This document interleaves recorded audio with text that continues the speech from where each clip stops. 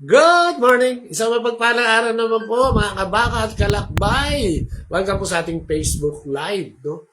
Ngayong araw na ito, napakaganda na naman ang ating babasahin. Parang joyous.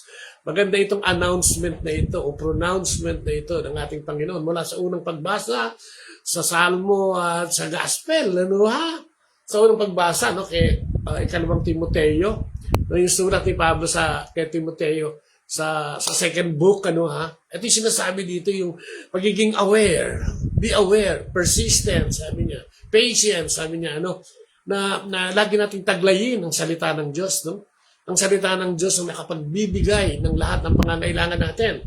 Parang yung tema niya, ang Diyos na ating hinahanap, no? Na ating mapatagpuan sa pagdating ng panahon, no? Sa pagdating ng pag-uusga. Parang ganyan, kaya maging tapat tayo sa Kanya, no? Ituloy natin yung pagiging ebanghilista kung tayo nagsasalita para sa Diyos. At kung hindi pa, magsalita na tayo para sa Diyos. Dahil sabi niya, may gantimpala sa huli. Sabi ni Pablo, hindi lang ako ang makakakita sa Panginoon at magkakamit ng kanyang gantimpala, kundi lahat ng mga nananalig at tumatalima sa kanya. No? Ang galing naman nun.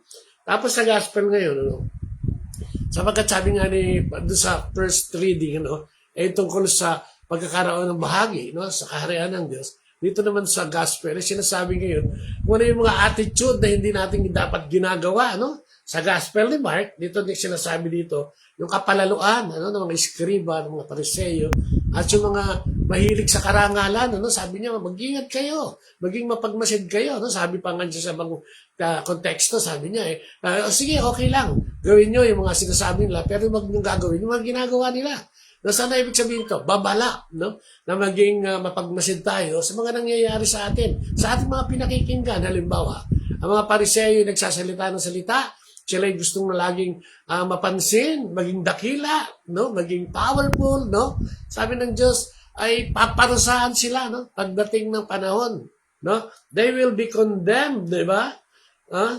Tapos sabi niya, calling all his disciples to himself, he said to them, I say to you, this poor widow put in more than all the other contributions to the treasury. Tinasabi niya dito yung tungkol sa balo na nagbigay ng 2 kusing. Pinuri niya ito sapagkat sabi ng Panginoon, ang lahat sa kanyang kahirapan ay naibigay niya ang lahat ng sa kanya. At ano sinasabi dito? Ang paiwating ng Panginoon dito walang hindi pwede magbigay. Lahat pwede magbigay. Pero ang sinasabi ng Panginoon, yung surplus, yung katulad ng ginamit mo dahil sobra lang, ginamit mo dahil galing sa hindi mabuting bagay, dinadala mo sa simbahan para hugasan ng iyong kasalanan, beware, kasi alam ito ng ating Panginoon. Iba yung ang inaano nga niya, yung mahalin mo siya ng buong puso, isip, lakas at kaluluwa. Di ba? Ang sinasabi niya, buong lakas.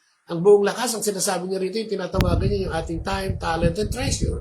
Yung oras natin. Dapat nakapaglalaan tayo sa Panginoon, Hindi lang sa pagsisimba, hindi lang sa paggawa ng mga gawaing relihiyoso para sa ating buhay, kundi yung pagiging kind, pagiging humble, sa kapwa. Kasi lagi niya tinutulig sa ayon, yung mga pariseyo at skriba na ang hahaba kung magdamit, laging gustong napapansin, laging gustong bida, parang ganyan. Tinanggap niyo na, niya, yung inyong gantimpala sa langit, So, ang sinasabi siguro to, being humble and being aware. Sabi nga doon sa 2 Timothy ni Pablo, darating yung panahon, na mawawala ng saysay yung salita ng Diyos para sa ibang tao. Yung mga hindi nakikinig sa Kanya, ito yung mababaliwala na. Dahil magiging masyadong abala sa kasalukuyang panahon. Ngayon, panahon natin ngayon, di ba? Parang ganyan ang nangyayari, di ba? Meron pa bang mga sinasambang Diyos yung laging galit? Nandiyan pa ba ang Diyos sa laging nagseselos? Nandiyan pa ba ang Diyos sa napakataas ng pride? Na para at tingin niya sa sarili, siya'y Diyos na? May Diyos pa ba dyan? Yun ang sinasabi niya siguro. O yung mga ilang bagay na sinasabi niya, pinapaalala sa mga taong ganito, na beware, pagmasdan mo, ikaw na ba ang tunay na Diyos at inaakalang Diyos? Na kung magsalita ka at kumilos ka ay para ng Diyos? Na wala ka ng pinaniniwalaan kundi ang sarili mo? Na marahil yan ang ating pagnilaya, Sabi nga dito sa Salmo, I will sing to the Lord, all my praises, Sabi niya, ipapahayag ko pa rin, Ibig sabihin yung kanta, yung isisigaw ko pa rin, ang pananalig ko at pagmamahal sa Diyos dahil siya isang Diyos na totoo mula noon, ngayon at magpakailanman. Kaya nga yung mga gawi natin, kung hindi mo kasi babantayan niya, wala namang makakabantay niyan kapatid, di ba?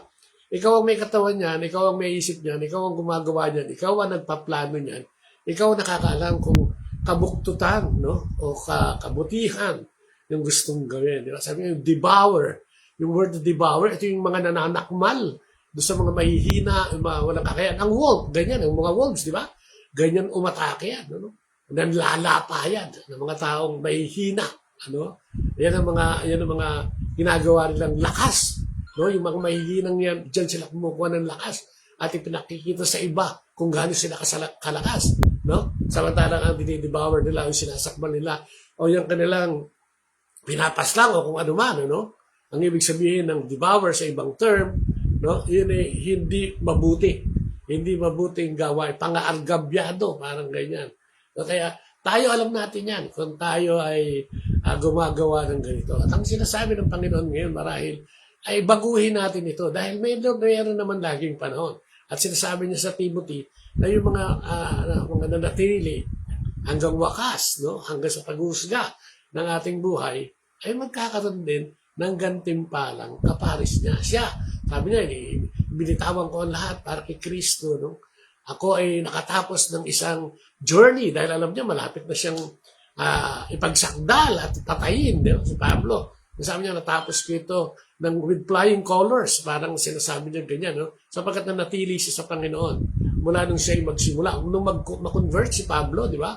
Dahil binulag din siya ng isang liwanag. At siya'y pinagaling din ng Panginoon, no? Sa pamamagitan ng isang propeta, no? Ay nagtanda si Pablo. At ang sinasabi dito, pag tayo bumalik na sa Panginoon, huwag na nating isipin bumalik pa sa kasamaan. Marami kasi laging natetempt, no? Because of yung mga challenges na nangyari sa buhay natin. Parang sinasabi ngayon, manatili tayo para maging inspirasyon tayo ng iba. Di ba? Para maging mabuting halimbawa.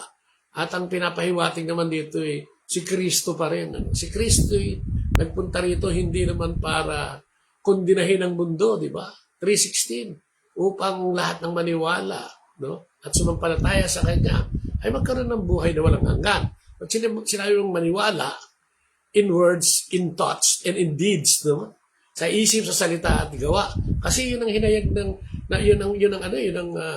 yun ang naging mission ni Kristo, no? Tapos sinabi niya sa 17, sabagat hindi ako nagpunta rito upang kundinahin o hatulan ng tao, kundi manapay iligtas. So ang kaligtasan natin ay dumidepende din sa ating pagnanais o pagnanasa sa salita ng Diyos na ito'y matupad sa ating mga buhay. At kung tayo magbabasa ng Biblia, ay makikita natin yun. Kung tayo mag-aaral, no? Kasi ngayon, ang pinakasikat ngayon parang tumuwad lang yung isang tao o meron ng ginawang isang bagay. Milyon-milyon ang views, milyon-milyon ang tumitingin, milyon-milyon ang nag-i-interest. Na kung titignan mo naman ay hindi naman, patawarin ako ng Diyos, hindi naman ganun katindi. Samantalang ang salita ng Diyos na makikita din natin sa social media, madidinig din natin sa mga pastor, mga ngaral, ay hindi lang matindi, kundi kabuuan ng ating buhay. Pero walang tumitingin. Bakit? Kasi yun nga, sinasabi ni Timothy ngayon sinasabi ni Pablo kay Timothy ngayon, darating yung panahon na mawawala, mababaliwala, no? Yung init, no? ng salita ng Diyos ay nawala. Remember na, nung una, no? 12 lang sila, no? Judas pa yung isa. Pero kinonquer nila ang Roman Empire at ngayon ay naging billion-billion ang followers ng ating Panginoon because of the patience and faith, no? Perseverance na tinaglay ni Jesus at ng kanyang mga alagad. Kaya sila dumami at hanggang ngayon, no? Natili ito, nakuha din natin, ano? Dumami tayo. Pero makikita mo, parang nag-stagnate na yung pagiging Kristiyano. Dumadami ang tao, pero ang pagiging Kristiyano ay parang nabibinbin na o nababalam yung paglago sapagkat bihira na ang nakikinig o nagbabasa ng kanyang salita at tumatalima sa kanyang mga salita. Kaya nga sinasabi niya dito, patuloy na maging ebanghelista, patuloy na ihayag ang salita ng Diyos. Di ba sabi niya, mula sa Samaria hanggang dulo ng daigdig, ay ihayag ang mabuting balita. Ang tao'y bautismohan Sa ngalan ng Ama, Anak at ng Espiritu Santo, himuking magbalik loob sa Panginoon. Yun ang panawagan. At sinabi niya sa uli, ako'y makakasama niyo hanggang sa dulo ng mundo. Ibig sabihin, hanggang sa tayo nabubuhay, magiging kasama natin siya sapagkat ang Espiritu Santo ay ipinadala nung siya'y umakyat sa langit upang maging gabay at maging giya natin sa mga ehemplo o yung halimbawa ni Jesus, na ginawa ni Jesus, manatiling buhay sa ating puso, sa ating kaisipan, at sa ating paggawa. No? Yun ngayon ang inspirasyon natin, kaya dapat kilala natin ang Espiritu Santo upang mataglay natin. Itong sinasabi ngayon ng ating Panginoon, maging ebanghilista, manatili sa pananampalataya, maging aware sa ating pananampalataya, maging aware sa ating mga ginagawa, at maging aware na ang Diyos ay buhay mula noon, ngayon, at magpakailanman. Amen? Yan ang ating inspirasyon ngayong umagang ito. So, like and share, no? I-share po natin. Sa Facebook, meron tayo. Dito nga, Botlea. Meron din po tayo sa YouTube. Kabaka mo, Botlea. Sa Instagram, ganun po yan, Kabaka mo, Botlea. Para dumami tayo, at pakinabangan ng salita ng Diyos ng mas marami. Hallelujah! Maging mag-follow, mag-like, mag-subscribe. Amen and amen. And then Father, Son, and Holy Spirit. Amen. Lord, salamat po. The joy of receiving your words today fills our heart.